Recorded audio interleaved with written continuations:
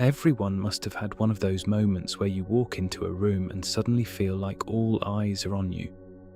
And mind you, that feeling can appear out of literally nowhere. Maybe you have a bad hair day, or you made an awkward comment a few moments earlier. It really doesn't matter what it was, but now, it's as if an invisible spotlight switched on over your head, highlighting every flaw while everyone else watches from the shadows. Psychology has a name for this: the spotlight effect. That's when we think people pay way more attention to us than they actually do. Want to know the hilarious truth about that? While you're stressing about what they might think, chances are they're busy stressing about what everyone else thinks about them. Aren't humans funny? There's this classic experiment that just nails how wrong we can get this.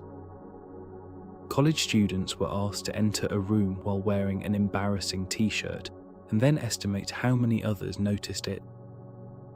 Most students guessed about half of their peers had made a note of the shirt, but in reality, only around 25% actually noticed. So the students felt way more exposed than they truly were. What seemed painfully obvious to themselves inside their own heads barely even registered for most people. That happens because the spotlight effect is an egocentric bias. You know everything about yourself, but you don't have access to anyone else's inner experience, and neither do they. Your perspective is the one you know best, and that's why the mind gives it the most weight. It gets all the airtime when you try to guess what others notice. If you sleep through your alarm because yesterday's evening was just too fun, you'll probably get to work looking like a zombie. But while you see every messy strand of your hair and the deep crevices under your eyes, your co-workers have their own worries racing through their minds. Familiarity and something called anchoring bias make this feeling even stronger. Because you know your own routines and quirks so well, anything out of the ordinary becomes much more obvious to you. Be it some nervous gesture or tripping over your feet in public, your mind locks onto "this is super obvious," and you forget that other people see the world totally differently, usually focused entirely on themselves. What dominates 80% of your attention might occupy only 2% of someone else's. But since you can't experience life from their perspective, no matter what any empathy coach might want you to believe about it, your mind just assumes its own point of view is the default. This whole thing gets even trickier when social judgment matters. A 2007 study distinguished the spotlight effect from something called the illusion of transparency, the feeling that people can read our emotions. The spotlight effect is tied to how much we care about people's opinions, while illusion of transparency is more about general anxiety. When you desperately want others to think of you as competent or likable or attractive, the imaginary spotlight gets blinding, because suddenly their judgment feels extremely important. If you struggle with social anxiety, the spotlight effect turns up to 11. According to the research, social anxiety is more than simple nerves. It's linked with extra amygdala activity.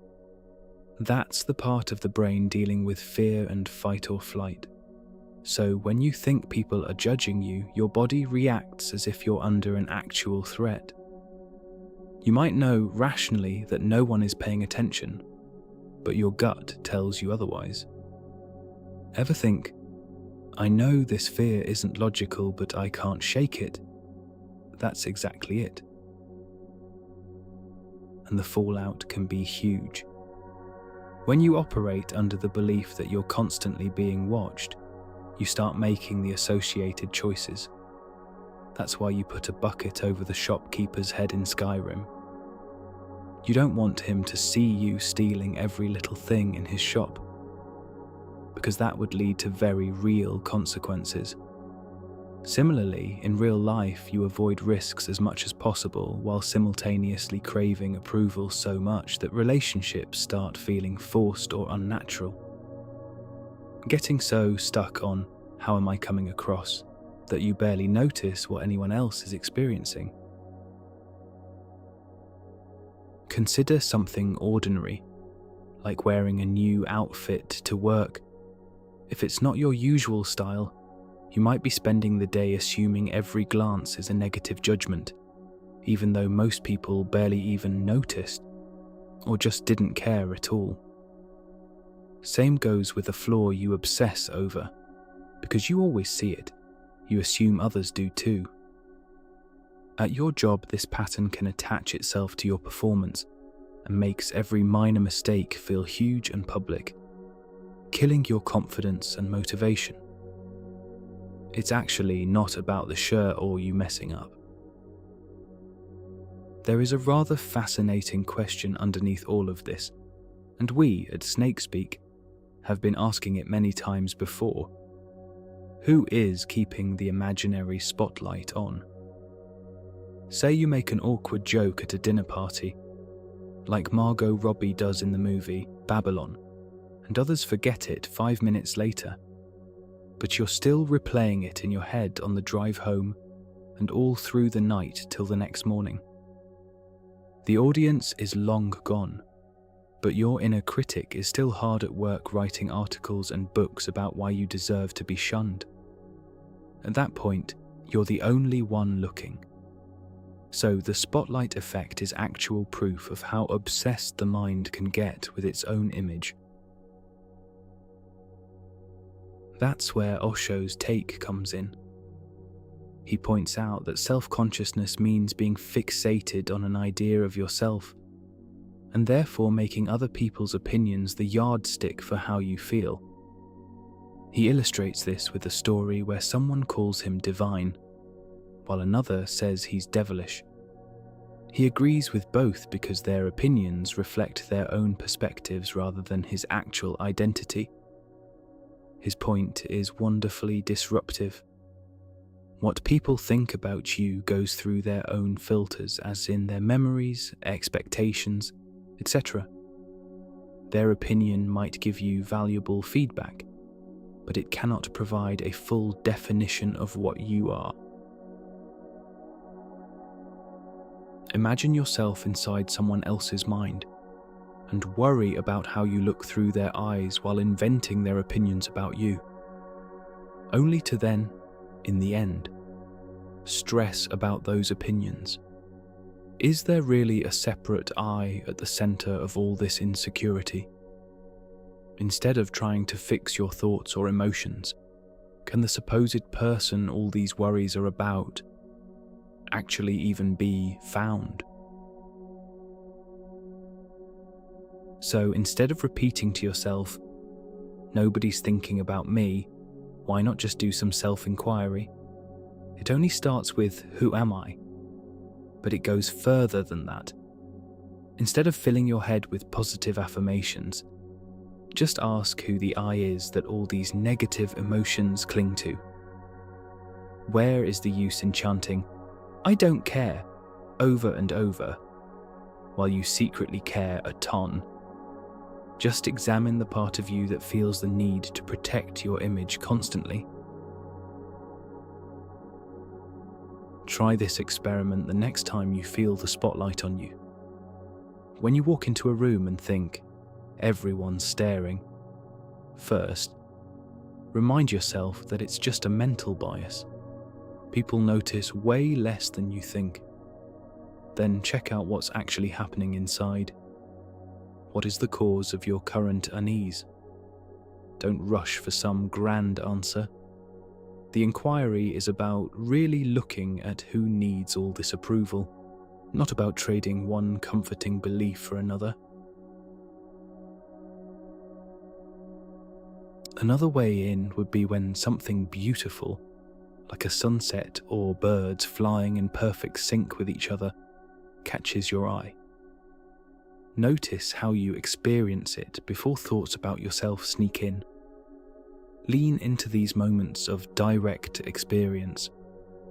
Instead of always asking, "How do I look right now?" start asking, "What's actually here before I build up the social character?" The spotlight effect starts as a simple misjudgment about attention, but it opens up way deeper possibilities. People aren't watching you nearly as closely as you think. Most of them are pretty occupied with themselves. Self-inquiry asks why you're so intent on watching the character you created. Both show how absurd it is to spend so much energy protecting a version of yourself that mostly exists in your own imagination. Whatever you do, life just rolls on. Freedom isn't about being so impressive that no one can judge you. Maybe it's more about realizing you never actually needed to stand under that spotlight in the first place. If you would like further support in stabilizing in the sense of pure being, you can join our online retreat. It combines teachings and guided meditations that lead you through 11 days, helping you naturally build the habit of meditating on a regular basis. And if you prefer to have a personal meditation at hand, we offer that as well. You can find all the information in the description box. This channel is made possible by the support of this community. Thank you to everyone. A huge shout out to our Patreon and YouTube members.